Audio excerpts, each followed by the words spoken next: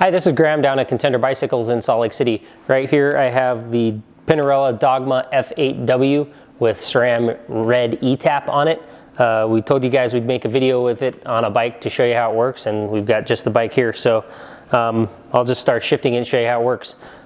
So your right shifter paddle will move the chain down the cassette into harder gears. Your left shifter paddle, just one click, shifts it up into easier gears. On either shifter paddle, if you hold the button, it'll just shift until you let go of the button. To shift the front in the stand, they have a little button on the derailleur that you'll just push, and that'll shift it for you, because obviously with the Red you need both hands to be able to shift. Again, you just press the button and it'll shift down. We've got Cody off screen here. He'll step in here and hit both those shifter buttons to show you how the front works. So you hit both of those at the same time and the derailleur shifts up if it needs to shift up. And then if you do it again, it'll shift down if that's the only available position. So all the components on the SRAM eTap have a function button on them that allows them to do different things when they're in the stand.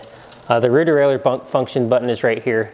If you press it once, the derailleur will downshift. If you press it twice, the derailleur will upshift, and each time it shifts, you can see that little light blink. The light's doing one of two things. It's telling you that it's executing the shift, and then it tells you the charge level. Green light like that means you have 15 to 60 hours of ride time left. If it was a solid red, you'd have 5 to 15 hours left. Flashing red means less than 5 hours of ride time. So here's the function button on the front derailleur, and just like on the rear derailleur, each time you press the button, the derailleur will execute a shift.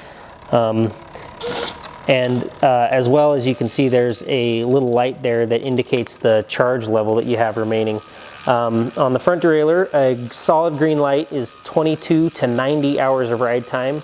A solid red light is 9 to 22 hours of ride time, and a flashing red light is less than 9 hours of ride time remaining. Here's your function button on your shifter, as well as the battery indicator on the shifter. The function button on this shifter, you just use that to help you get into the adjust mode, and then also to sync it with the rear derailleur. To check the battery level, you just perform a shift and that light will flash real quick to show you what the level is. A green light like that is 6 to 24 months of battery life remaining. A solid red light is 1 to 6 months remaining. A flashing red light is less than 1 month battery time remaining on the CR2032. Real quick, we'll show you how to change the batteries on the front and rear derailleur. We'll just show you on the rear because the process is the same.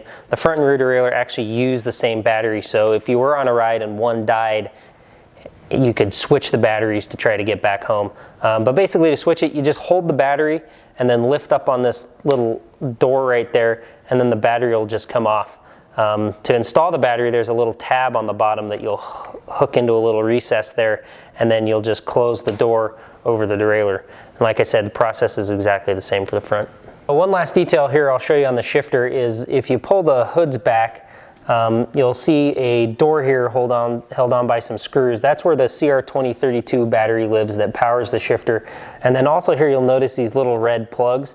Those would be where your blips would plug into the shifter if you wanted to add those a little later on. So that covers the highlights of the SRAM Red eTap. If you have any questions about it, feel free to contact us at the shop. You can check out our other unboxing video that we did.